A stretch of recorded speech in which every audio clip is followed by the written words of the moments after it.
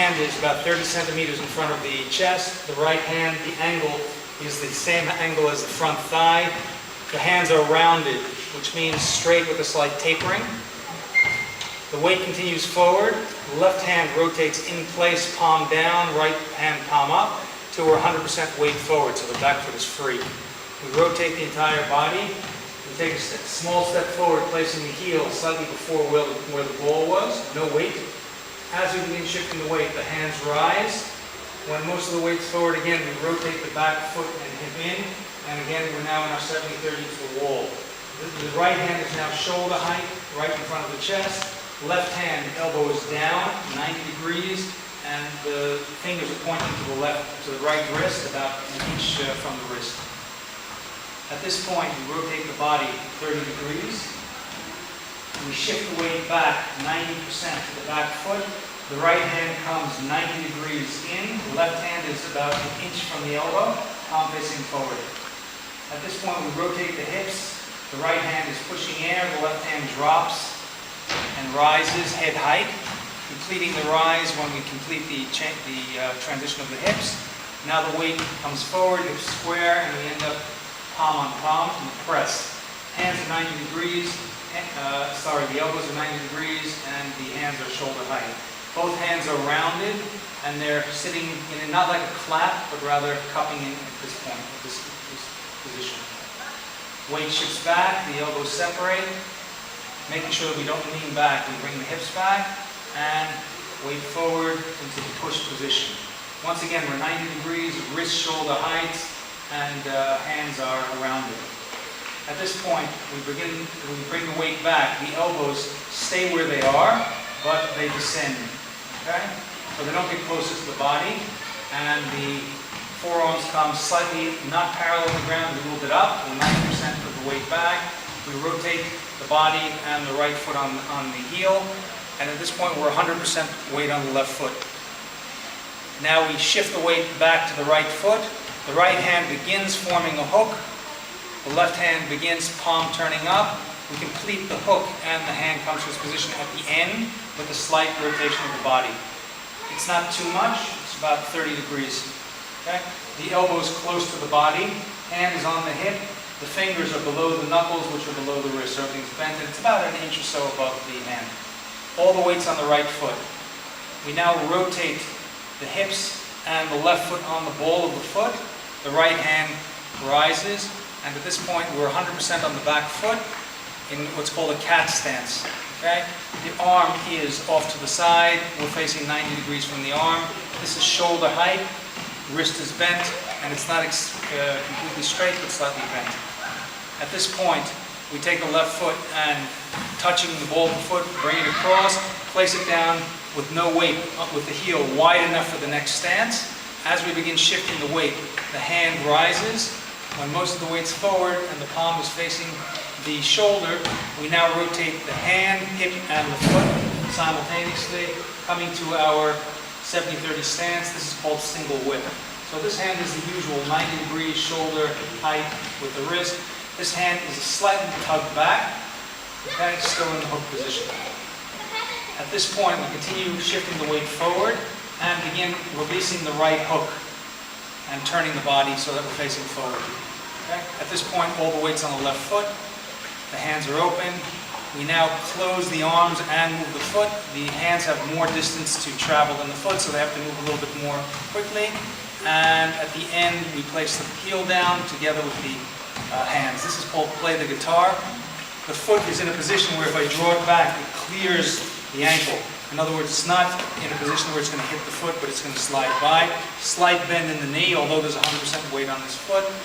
The right hand is between shoulder and elbow height, and the left hand is about 20 centimeters from the elbow.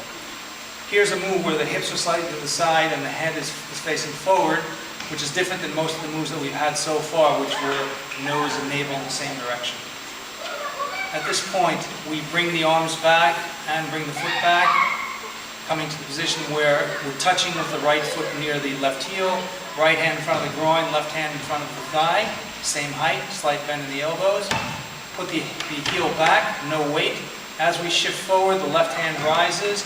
At the very end of the motion, a slight rotation. This is called shoulder strike. The weight is now about 60-40. Make sure it's not too much forward, which is what is a common mistake. The left hand is palm down near the elbow, doesn't pass the elbow. Okay, and again, the right hand has to move. At this point, continue shifting the weight forward.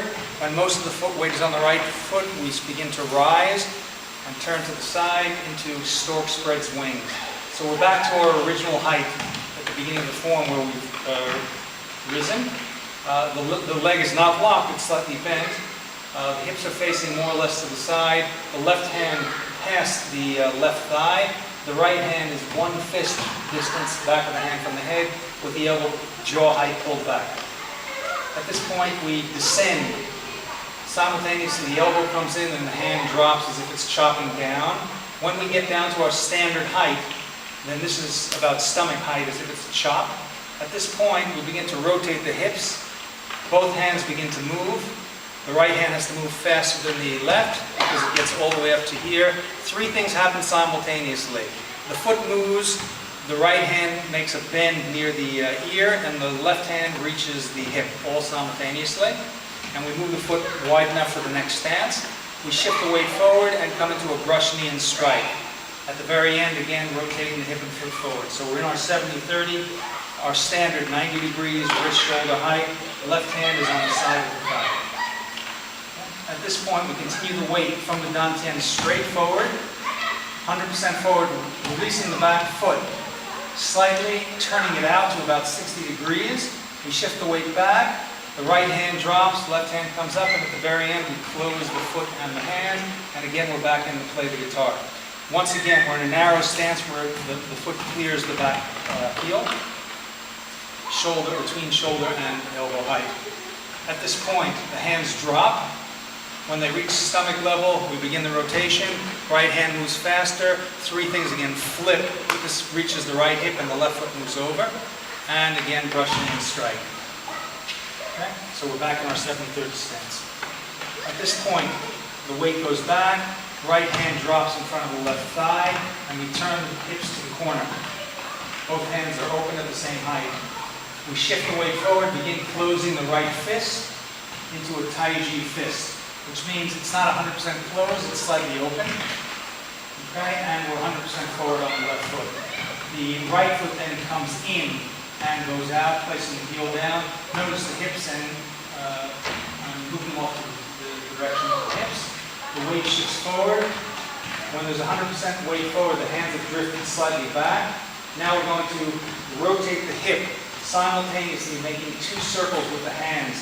The right hand is chest height, left hand is head height, and as the foot drops down, there's kind of a chopping motion, and this one comes around to the upper thigh. It's not to the hip, it's to the upper thigh.